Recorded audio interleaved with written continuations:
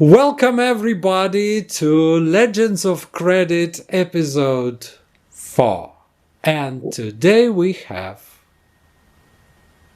Ron Wells, a credit manager who spent in credit management a little bit lower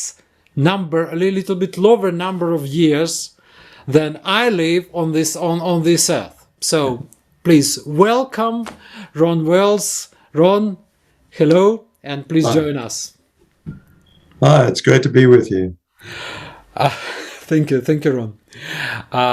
You were always humble. I remember all of our conversations, and my post about it. I tried to write, couple of posts about our today's event.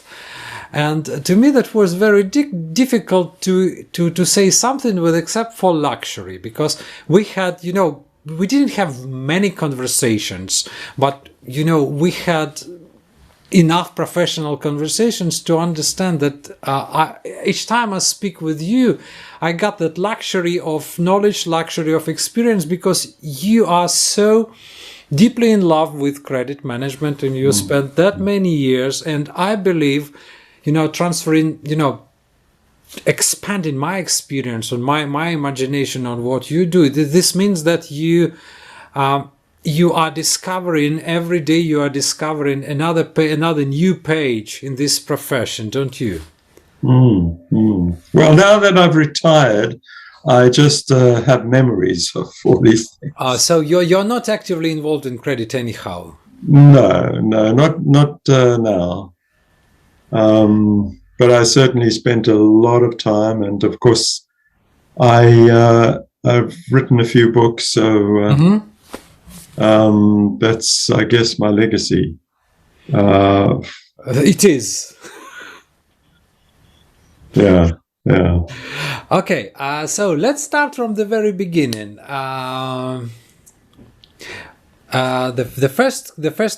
first real question would be, what was your first job? I mean, very, very first job.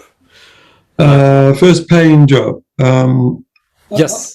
Aside from when I was a scout and it was Bobber Job Week, and my father was a company secretary accountant, and he was this number 2 in the scout group.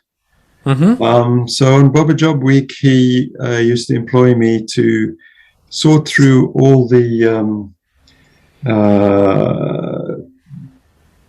checks for the year that his company had issued and mark them off. So I didn't have to go door to door trying to find work to make up money, because in the Scouts you work on during Bobber Job Week, and then the money goes into charity that you accumulate. So that got me. I mean, obviously, my father's inclinations passed on to me, and once I finished school, fortunately, I got a matric qualification, and maths was my best subject, so I got a 1 in maths. And then I started looking for a job, which, again, my father helped me there, because he was in the army during World War II, and a number of his friends joined him in Bulawayo, where we lived later, where I went to school. And so one of his friends was an auditor, and another friend was head of the local abattoir, which dealt with cattle and pigs. So I got a job with the abattoir, first of all, as an accounts clerk. It was incredibly boring. Extending invoices. with a calculator type machine. And, I had to do so many in a day, and it was really boring. But I took the opportunity to sign on to some courses. The first course, these were correspondence courses, because the college in town didn't have a Chartered Institute of Management Accountant course. Mm-hmm. So I signed on to that, and I got really a lot of information from the UK, from the Rapid Results College. I can vouch for them, but they may no longer be in business. No worries about that. So, interesting side of that, that you are. We never discovered, this similarity between us two, because I always say that I am an accountant in a third generation, because my grandma was an accountant, my mother was working as an accountant, and somehow been involved in credit management. I could not say I'm qualified accountant, but I still understand what does that mean, which is not that common among even people in business. But you actually your work was really close to credit management, and we always say that everyone is coming to credit management by the matter of chance, by matter of mistake, whatever. And I think you are that one exceptional person who started credit management, having approached before. But how do you think you got? Because to me, you already got to credit management in the very beginning. But yes. How did you get really into credit management, and how you think you entered into credit management profession? Well, I did have a short period as an audit clerk, which was incredibly boring, but I got some information about how office accounts work and so on. And then I got fed up with that, and started looking for another job. And in the town, I managed to get an interview with the bank manager of a subsidiary of a South African bank. And so it was a small branch, and he, for some reason, was convinced that I should start working as his manager's clerk. I don't know about if you understand a bank, a small branch bank. The manager, meets the clients. The clients come and see him, and they ask him for overdraft, so that they can import furniture or whatever their business matter is. And so he makes some notes, and then he hands it over to his clerk, who then writes up that investigates to see what's their credentials are they, who they say they are. Do they have can they prove that they've got the money in the bank or the money on the balance sheet to run their business properly, and then to pay us back. And then all that is written up. And then if there's security involved, a guarantee will be produced. The typist secretary would type that up, and then I would check it, and then the client would come in and sign it, and then it would go off to the archives. So what I really enjoyed was the challenge of meeting people, because I would get involved with talking to them and discussing their business and learning about their business. And I also found that in this situation, we were doing imports from overseas for clients, or the clients were importing from overseas. furniture, for example, and this would arrive on a ship in Durban, South Africa. Yes. And then we would send a note to the Durban branch of the bank. I worked for subsidiary of Nedbank, and we would send a telex. In those days, no FaceTime. Yes. And we would ask them, the branch, to give security to the master of the ship, to allow him to release the goods to their custody, and then the goods would be put on a truck and trucked up to Bulawayo, where they would be put in a furniture shop, and all of that was quite exciting. That I could send a telex, and then these things would happen. May I ask, sorry for interrupting you, but may I ask which year that was? 1973, 4. Yeah. Like I was 2 years old that time. I was 2 years old that time, and what is interesting is that since I was growing up in Soviet Union, and just to highlight what you just said, is that that time, with all the specialities of Soviet Union, this country was quite closed. It was quite big, and I really enjoyed to travel through the whole this country due to certain things in my life, due to my family. But that time we were quite lucky to have a telephone. Yes. So telex and international operations that time, due to my background, and all that time, even near 10 years after my birth,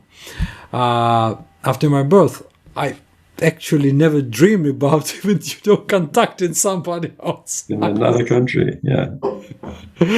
So this is really great. And another interesting thing, if you can elaborate a bit, because I know that there are credit managers who do credit management career in bank.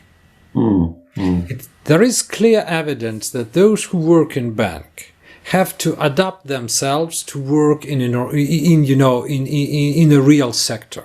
And I did that transfer myself once, because I started my career in bank. And what you say about working as a clerk in as a manager's clerk, my time, it was like mid 90s, that was already a job of bank security service. So I started my career as a security, and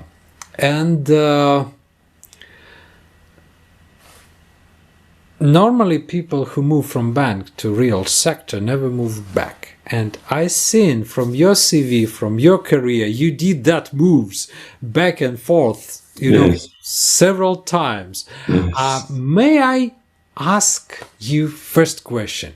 Did you have to adapt your knowledge, your experience, and your approaches, strategies when you moved from the bank to real sector? Did you have to do that?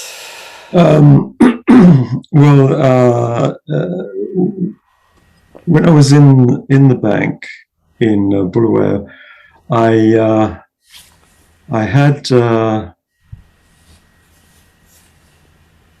You still there?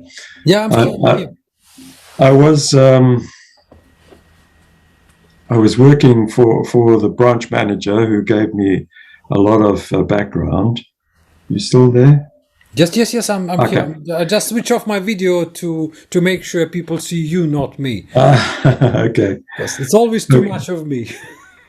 No, so during that time, I found the love of my life, and I made some progress with the Chartered Institute of Management Accountants exams, and that was not tied to banking at all. It was tied to business, and I was also looking at the Chartered Institute of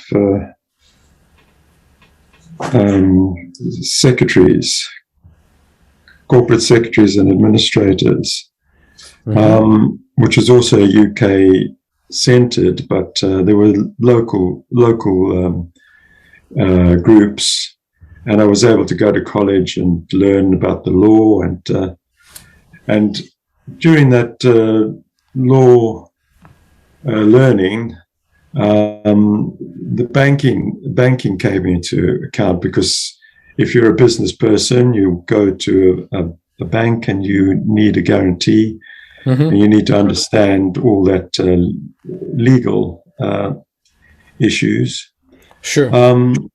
Anyway, in 74, I married in the December of 1974. And 2 weeks after that, I was called up into the army. The main reason I joined, I tried to get a job in a bank first, was because the bank would make up my pay. Because the army only paid $3 a day or something. Yes. If you're in the army, and so the bank would make up my pay and keep my job open. So I was in the army for 2 years, 3 years, doing various things. But I was lucky because being a banker, I was put in the pay corps, so I didn't have to, and I was one of the older people at the time on call up. So I had, again, I was involved in the pay corps, and at certain times I was released from the army to go and to work back at the bank, to the disgust of the unfortunate person who had to do my job while I was in the army. But it worked out all right.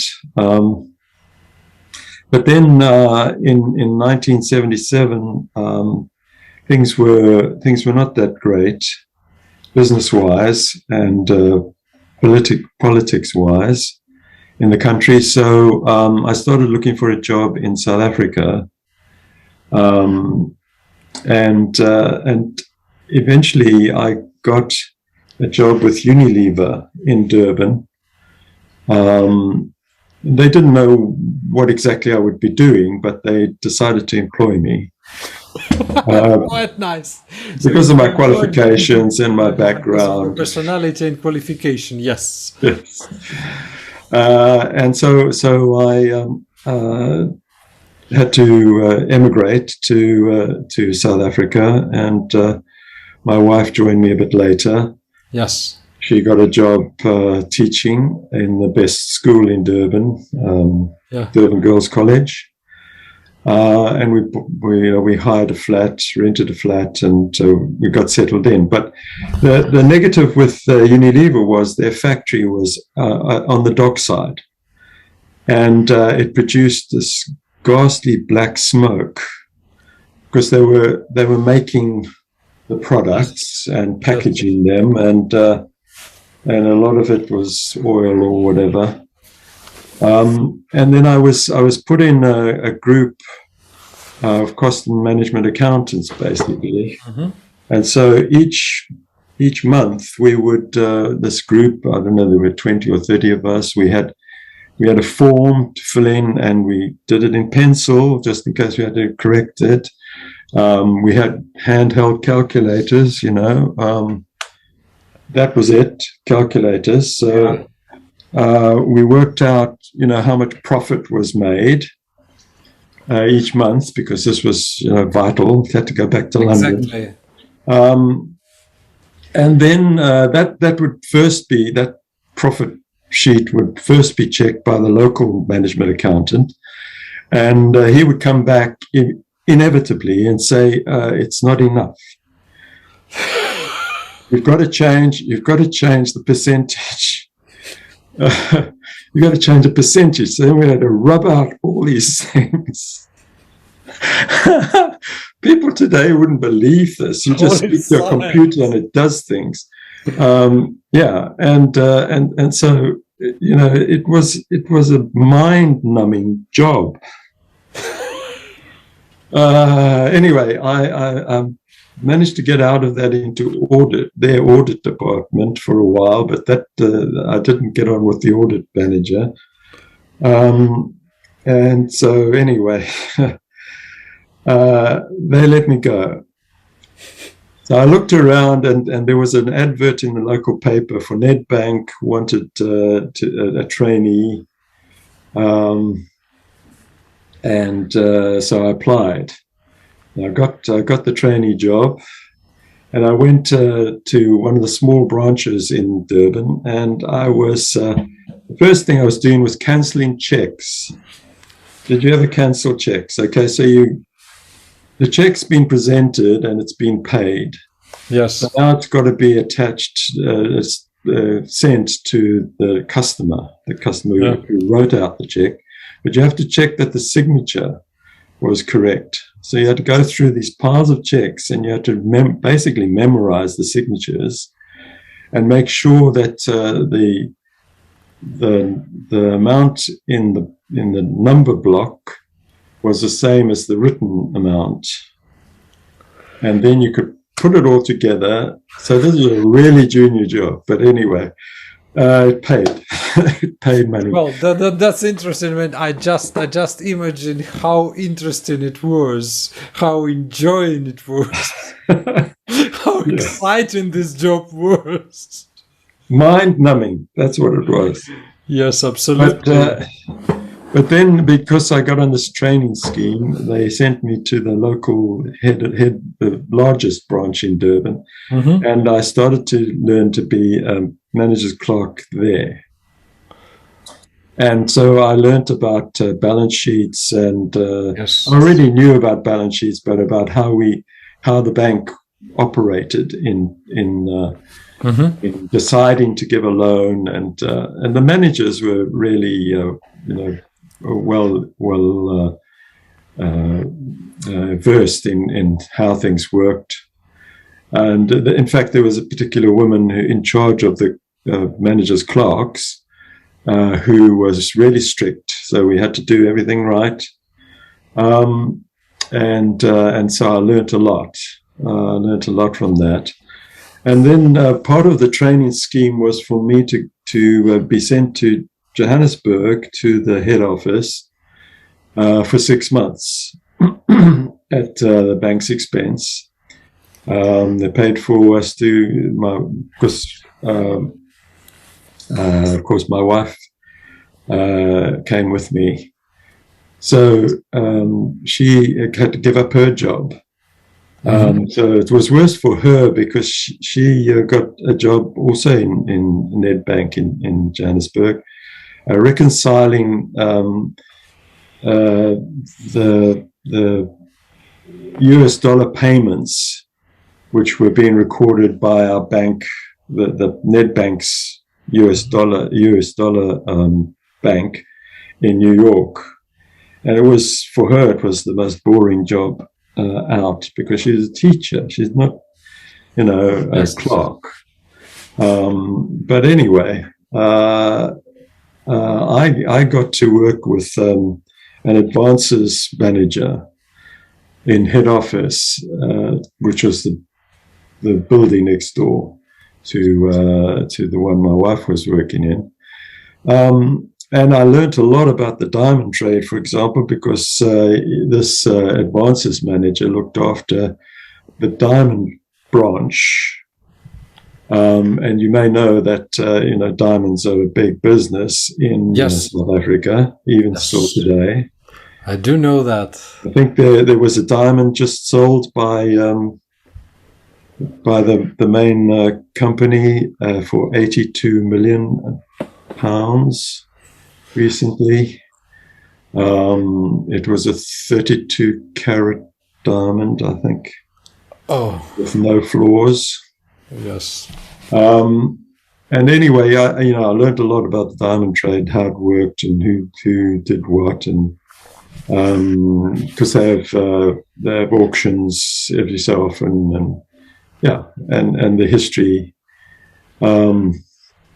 So after I'd completed my 6 months there, I had to go back to Durban because I was still on their payroll, and of course there we'd given up our flat and so on, but because I now could get a loan from the bank, supported by the bank at a low interest rate. We bought a house overlooking the sea. Then we got a dog. Sorry, just before we bought the house, my wife gave birth to a son. And then I bought a dog. And we fixed up the house, and we got friends from through the bank and so on and so forth. So what happened to my job in Durban? Well, my son was growing up, and I didn't like the influences that he was, privy to, and things like there was a cartoon on the TV which said showed, and there was a voiceover which said the boy and the black boy went down to the river to fish, and they're just two boys, okay? Yeah. Just two boys, and they were actually friends. Yeah. That sort of thing, because my son was 7 or 8. Yes. And that sort of influence I didn't really want to. And of course, also there were 2 years army possible because he was born there. When he turned 18, he would have got called up for 2 years in the army, and they were fighting a war in Angola and sure. all this. So I started writing to banks in England, asking them if they'd give me a job, or at least interview me. So then every year I had fairly long vacation in the bank. Mm-hmm. And so my wife and I would come over here with our son. She's from Scotland, so she still had plenty of family that they kept in touch with. We went to Scotland, hired a car, we drove around, and then when we were at a bed and breakfast in London, I would go in and to the job centres trying to find a job. Mm-hmm. Once I was told, don't wear a brown suit in London, okay? Because then people will think you're from the farmlands. You're not suitable for a job in London. Ladies and gentlemen, so I had to get very expensive. Right now. I had a very expensive brown suit, but I had to junk that.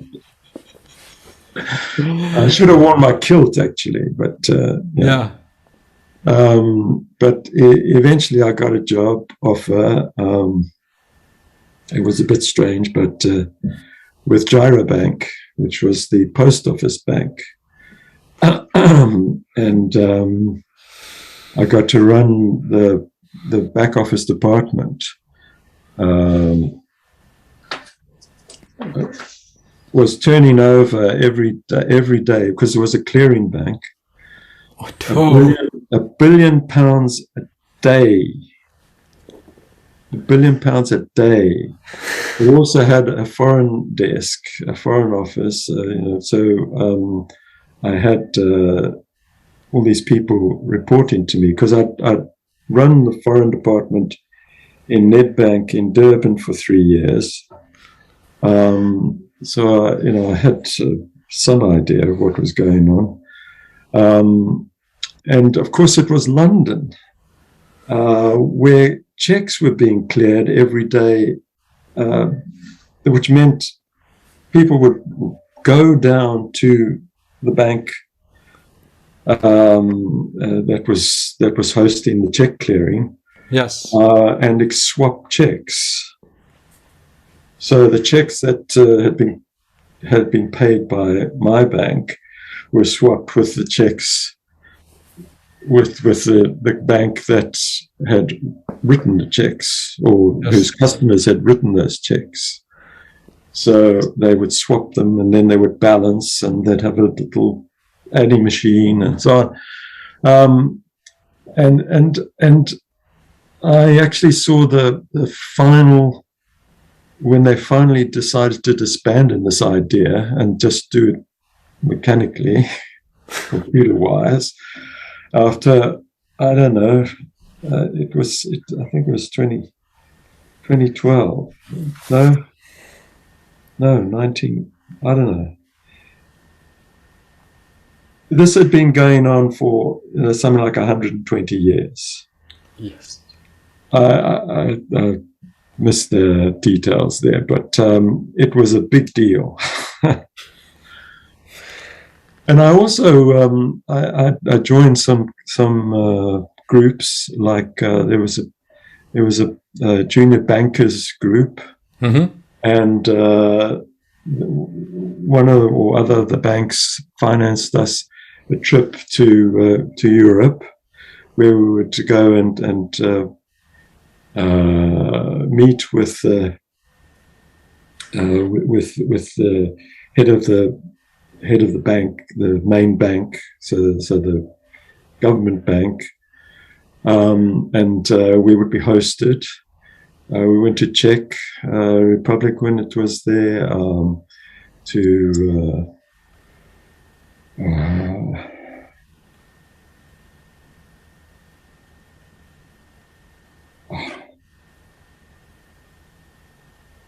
No worries. Well, what's next to Czech Republic? Slovakia or Poland? It was Poland we went to, and Hungary. Yeah, Poland and Hungary, yes. Hungary. I still had a Rhodesian passport in Hungary, so I was the last one allowed off the plane, because they said they had to double check this. I'm not quite sure about this, but I had a visa, don't worry. But Hungary was amazing. Yeah, I really enjoyed that. In flying out of Czech Republic, I had a lady sit next to me on the plane, and she had a big, I don't know, 2-gallon soup maker or something on her lap. It was exciting. It was a fabulous opportunity. And we did host the Hungarians when they came across to London to kind of do and I was amazed at their language skills. Unbelievable. I only had English and Afrikaans, a bit of Afrikaans,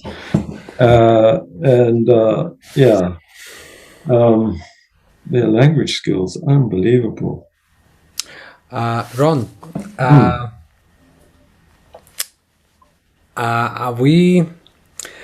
know that, as we just discussed, you did both careers, actually, banking and real sector. You did both. And usually people say that And actually, you were quite successful in both careers. I just amazed, how many technical jobs Yes. you did yourself with your own hands. So now I will be much more humble saying that I did every credit management job myself. That's what I used to say about myself. However, I know you were managing quite big credit departments in real sector as well. Yes. And I know you managed them quite successfully. And with except for math, which is surely your strongest side, really as a credit manager, what would you think was your most strong side of your personality, which really made you able to deliver result and get that successful? Well, no, when Gyrobank made me redundant, I looked for a job, and I found a job with Chevron, and it was a junior credit job, but it developed from that. I mean, it was based in London. I'm very, very interested in history and in geography, and so I usually was able to fit in well with people. I listen well, and I try to help people, especially juniors or new people in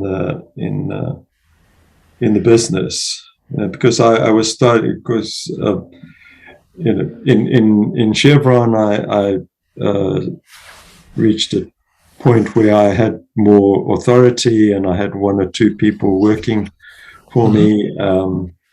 And doing the more junior work, and then I would oversee that. And I really enjoyed the challenge of helping people become the best they could be. And that helped each department that I worked with to become successful. To be successful. And I was with Chevron for a large number of years, 16 years. Okay. And so I had several visits to California, went to conferences in the US as well as throughout Europe, joined FCIB and the other things, and I like to make a contribution. So I would phone up on subjects that were new or interesting, or could help a lot in the business, and then make presentations. And then I started writing some books, but that would be my next question. My next question will be about this, but please finish. Yeah. And I was even sent to a university for was it Dartmouth College for so all expenses paid, flown to the US, put up in the Dartmouth College. I had lectures every day. So I met people from all over the US, many of whom are still friends and still active. or now retired.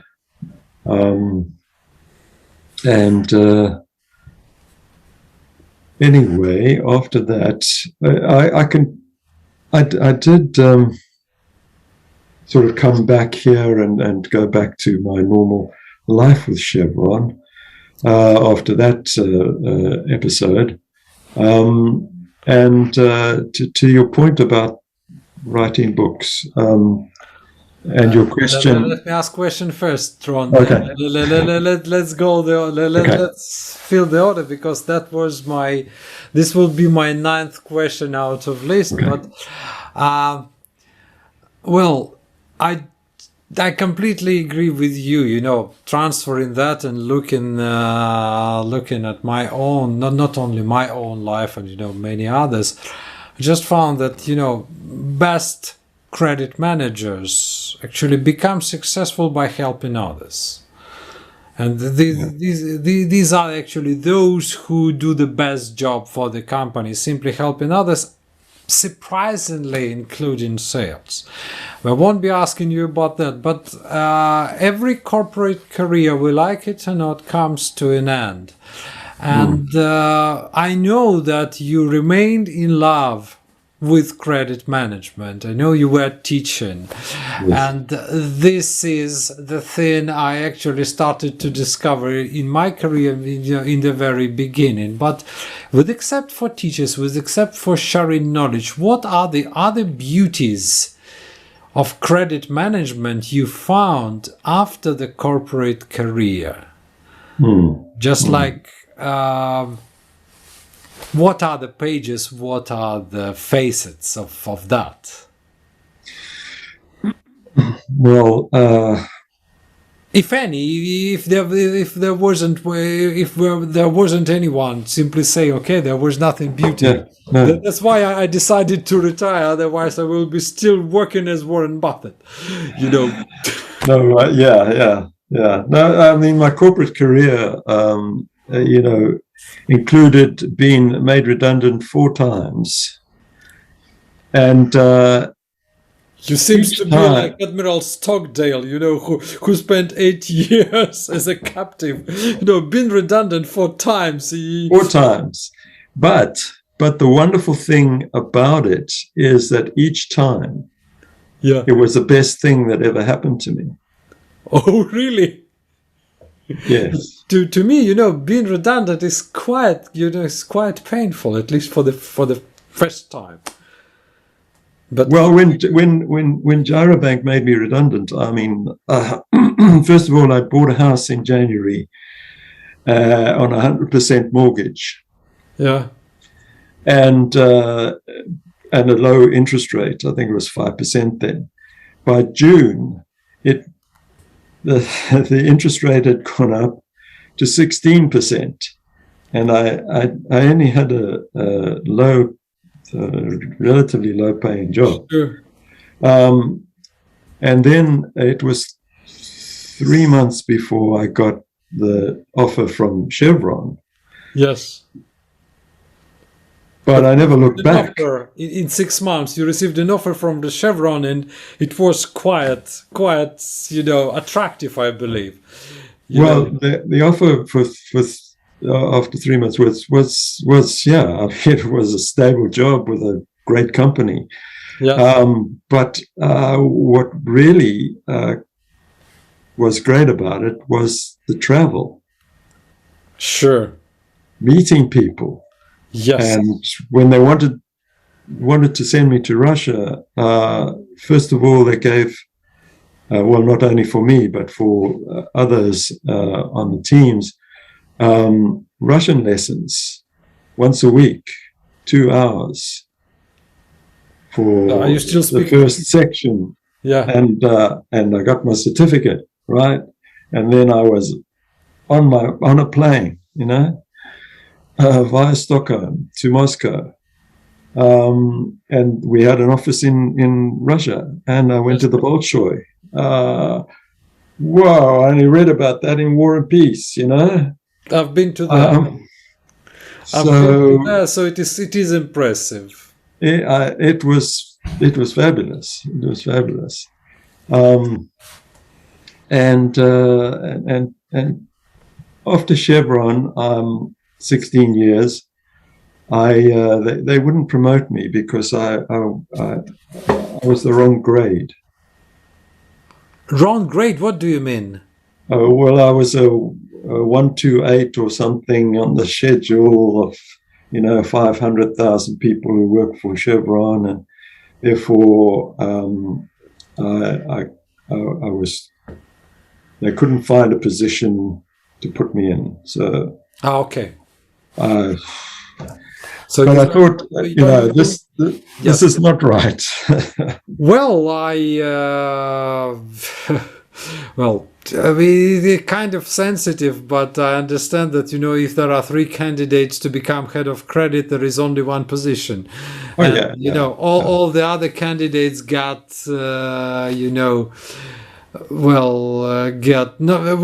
won't get excited, especially if they are, all the 3 are equal. Yeah. I mean, I can only say that in a worse situation, when the company has at least one candidate for head of credit internal, and then the incumbent comes from the outside, it is even more exciting. It is even more exciting, but. The company companies used to claim that they are not happy to lose all these people, but technically speaking, if they assign one after 3 equal, or if they bring somebody from outside, they're supposed to be prepared to lose all these candidates, because people, won't be happy with that. If you don't value me, I'll find somebody who does. That's the way it works. Yeah. No, well, I fortunately I found a job with a trading company, which was another side of the business. Yes. Because there was a trading floor, and these were Americans. These were Americans, and they had their own way of working. Yes. But that also included quite a lot of travel, because, these carbon credits, they started dealing in carbon credits. So I had to learn all about carbon credits. Yes. And how they worked, and who you would trust to trade with. And so this company employed someone who had contacts in China. Mm-hmm. So at one time, I found myself off in China, going to conferences, meeting with bankers and companies, some of the major companies there who were building a dam or a power plant or something, and wanting to sell their credits. And then, of course, my colleague who was handling the transactions in carbon credits was with me, and so obviously I took up Mandarin and tried to learn some Mandarin. I also used to go on Saturdays for French lessons in London, mainly because the baguettes and camembert at tea break. So if I use my right hand, will I have enough fingers to number how many languages you speak? I won't say I speak many, but I can get by with 3, and probably with a bit of practice, I could get by with Russian as a tourist. Yeah. Okay. Yeah. So that's quite interesting, because with the language you learn the culture. Yes. And all the things like this. Yes. Ron,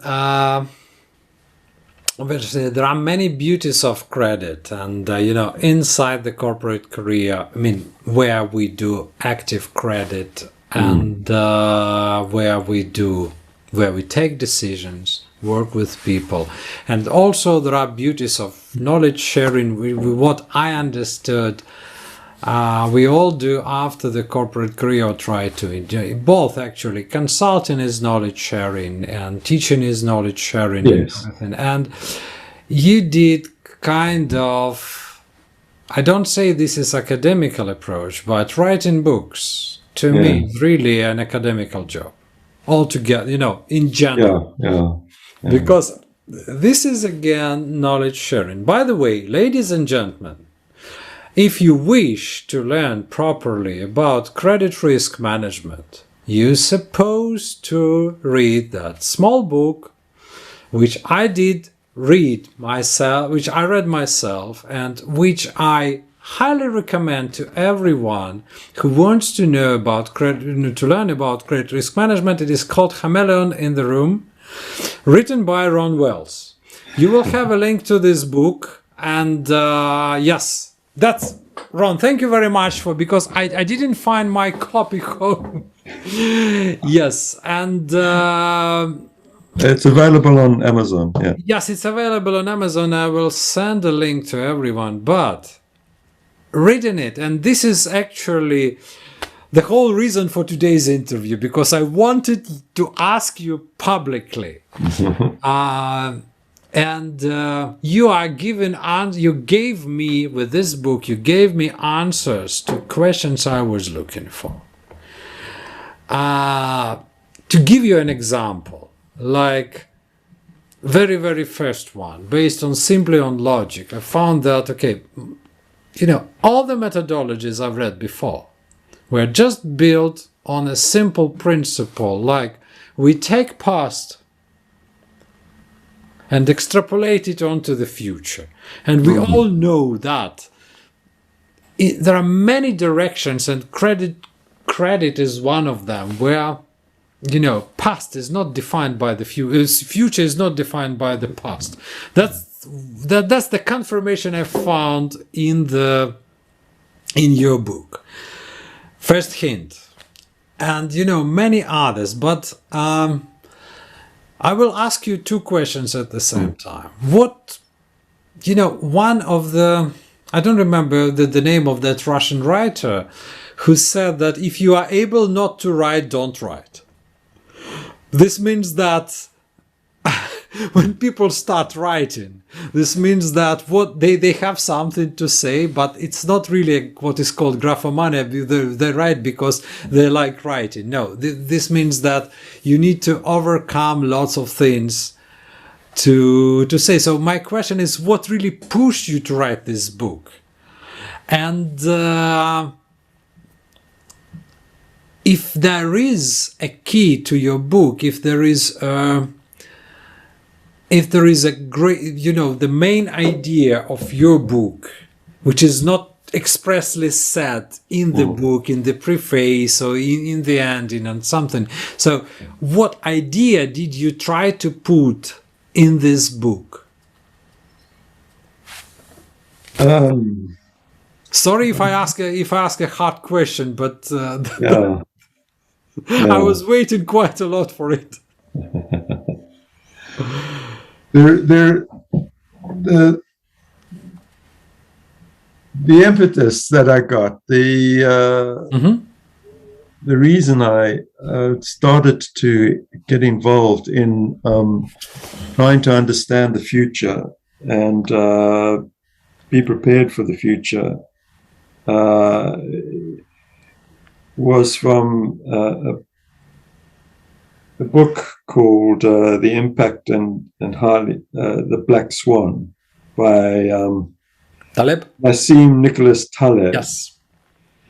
And the more I explored it, beyond that, because he's obviously not a credit manager or even a financial wizard,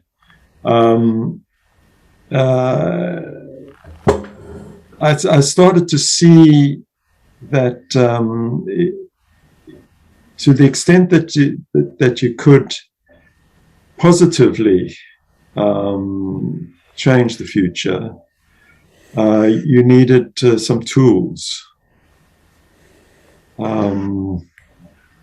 which could exist. So you otherwise you're just guessing. And so I wanted to share this with professionals, other professionals, Yes.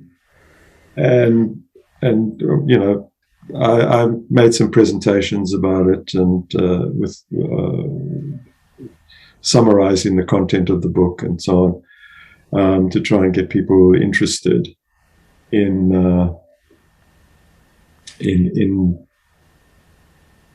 anticipating the future, or at least preparing for multiple futures, depending on, you know, what situation they're in.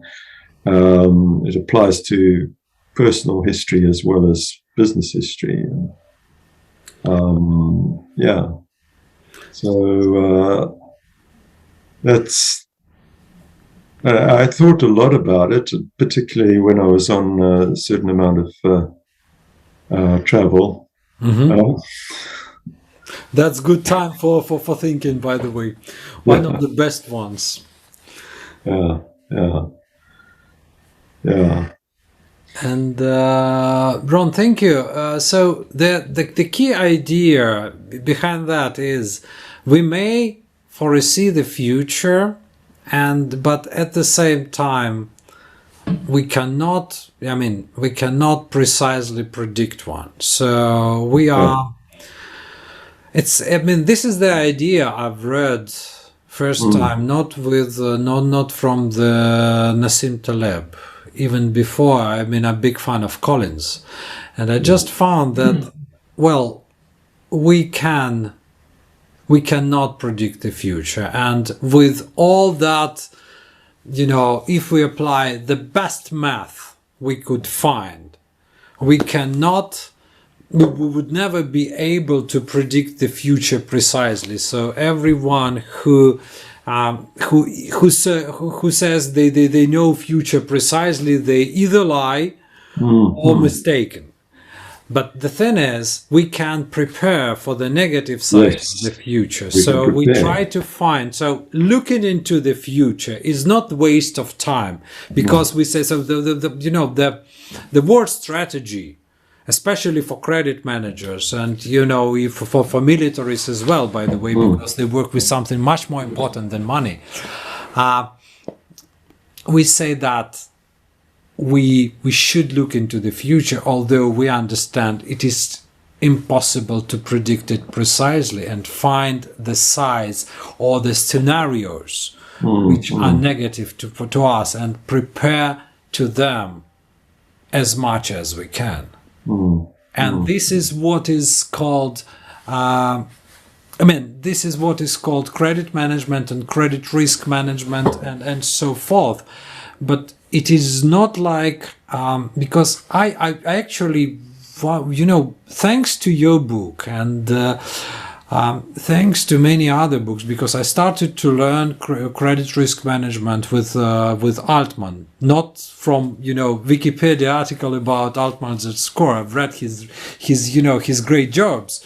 He's very detailed. But what I was missing is that, we can predict the event of financial distress of our counterpart with a certain probability. But do we have two equal, Apples, Microsofts, or whatever, these big companies, they all are different. So statistically, we look at them. And I just found that, majority of works, of these academical works. Jose, thank you very much for being with us. No worries, there will be record, and we'll share it with everyone. Thank you very much for joining us. So what I tried. Thanks to you both. Has been an honor. See you. See you. See you around. I just found that, all these great jobs about the credit risk prediction, because all these advertising and articles leave a practitioner with an idea that it is possible to predict the bankruptcy. Yeah. And it's quite certain. So meaning that this is one of the biggest lie I found, that that the prediction of bankruptcy is certain, which is actually not. Yeah. Which is actually not. And you see examples yourself. And but at the same time, I mean, please confirm me if I'm wrong, correct me if I'm wrong. Banking system and even Basel, based on the idea that credit risk assessment means automatical decision. Yeah. Meaning, we calculated with all these nice formulas, which are it's for me it is even difficult to pronounce that Black-Scholes model. Yes. And if you ask me to explain this, I better commit suicide. Yeah. I don't say they are wrong. I'm not. No. I don't. They're useful. They're useful. Yeah. What I'm trying to say is, and what I try to convince, and this is the biggest difference I found between banking system and real sector. Yeah. I know. I mean, in trading is much more closer to banking, by the way, but real sector. Trading, because they got very low trade margin. But the thing is, in banking system, creditworthiness assessment, in one way or another, technically means a decision. Yes. But when we go to real sector, we understand that, okay, there is certain risk, but we've got this high margin. Right. And creditworthiness become not the whole decision, but only part of decision, because we also got profit. Bank, by the way, does not make too big profit, therefore they're close to trading, and this automatical. And the thing is, the same story about credit security, like pledge, like LC, like bank guarantees, like everything become automatical because the margin is low. But when we go to the higher margin, it's already different story. Yeah. And here we understand that in bank type 2 euro is unimportant, because we got a chain of customers, a queue of customers who are coming to us. But in real sector, we have to fight for the customer. Yes. And for us, we cannot simply get rid of 25 customers just because we don't like them. Yes. And credit decision making is becoming a bit different thing. And what is most important, another interesting thing, because we used to think that the credit is automatically associated with the bank. Bank, credit, bank, credit, bank. But then, if we look wider, we understand that, okay, bank loan is one of the types of credit, but it is not, whole thing.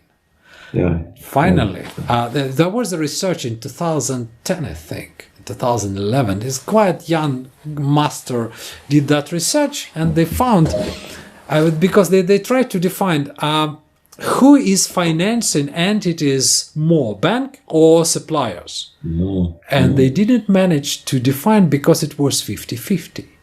Wow. But with that, we can conclude that, banking credit is technically, bank loans and all these products is only half of all the credits. But and that's why actually I was asking you if you had to adapt, because move from bank credit to corporate to all this real sector is actually moving from I don't know, from Mars to Venus, from one world to another, and I find that too many people have to adapt. Did you have to change much, or because you moving from? I don't think so. I think because of my background before I went into banking, or while I was in banking, I looked at the structure of the business. I looked at the market, inquired about it. Okay. And so I was taking a holistic view of, what might go wrong. And then when you understand what might go wrong, you move on to what you would do if it did go wrong, to make sure that you were safe. Okay. So then you structure your, I guess your security around that. Sure. And it's like you can't tell the future, but you can imagine futures. And if those futures look dangerous, then you avoid them, or you find a way to protect yourself against them. So meaning that you didn't have to adapt, because you had, from the very beginning, you had that very wide view on credit. And for you already, you just found different credit, but you already had some principles how to manage credit generally. Therefore, you didn't have to adapt yourself from, technically speaking, just found that idea, how to say that. You didn't bring banking approach to corporate or to real sector. You were just prepared that in real sector there is another credit, and you started to manage it from the very beginning. Right. As if I was selling whatever the goods were, or my goods. That's really confirms why you are the legend. Really, because I personally I went through that reborning process, where because I came to a company, to real sector company from the bank, especially from security service. I came as a brave knight with a sword, came to protect companies' assets from those customers, sales, and everybody who tries to. I was ready to fight, and so on and so forth. Finally, CFO told me, Andrei, why are you fighting? I said, I'm protecting assets. And he said, that was great question from him. He said, Andrei, how much profit do we have from goods on the warehouse? And that was, triggering point. Like, we don't make any. So we have to sell. You have to sell the goods, yeah. Yeah, because otherwise, even in bank, what is interesting, they have to sell their services. Yeah. They like it or not, and they have to be. They have to be competitive. They have to. Well, Ron, thank you very much for that great today's discussion. Ladies and gentlemen, if you wish to have, to use this opportunity to ask living legend about credit, please feel free to type your questions in chat, and please feel free to join us and ask, and Ron will. Yes. And if you're bored, there's this book. It's Credit Risk Management, the novel. It's a novel, and it's some stories about how a credit manager works from day to day and manages to stay in profit. Yes. So Also available from Amazon. So yeah, you will have both links to them. I mean, now I speak to everyone who is watching us. thank you. In record, you have both links to both books in the in the video description. Well, I think people get scared because we've raised two serious questions, and now they try to they scared to look not at that level. I am scared, speaking with you, knowing that knowing that you are how good you are in math and in classical risk management. So I'm not surprised people are got a bit reluctant to ask questions. But ladies and gentlemen, please don't hesitate to ask questions on social media. Don't hesitate to contact us, and enjoy credit management. Thank you very much for coming, Ron. Well, thank you for this opportunity, Andre. Sorry. Thank you for this opportunity. Well, thank you. I have to, by the way, since you got this Chinese approach, what is Zen religion? Zen. Yes, Zen Buddhism. And I was learning it, throughout my career. And it's quite interesting. I've read books about Buddhism more or less in the same amount as about credit management. And in that, it is not completely religion, but Buddhism is religion. It's Japanese Zen. Yeah. They got like Zen jokes or something like that. And one of them, simply a name of it, says that the given side should thank. So it's the one who gives supposed to say thank you. So since I gave you an opportunity, I have to thank you for coming. Ron, thank you very much for luxury of today's discussion, and please stay with us. And if you would write something else, please let us know so we can let everybody who knows and who is interested about credit management an ability to learn. Shaking your hand, ladies and gentlemen, Ron, I wish everyone to have high sales, low losses, and as we could say it in French, bon crédit. Bon crédit. See you around. See you. Yeah.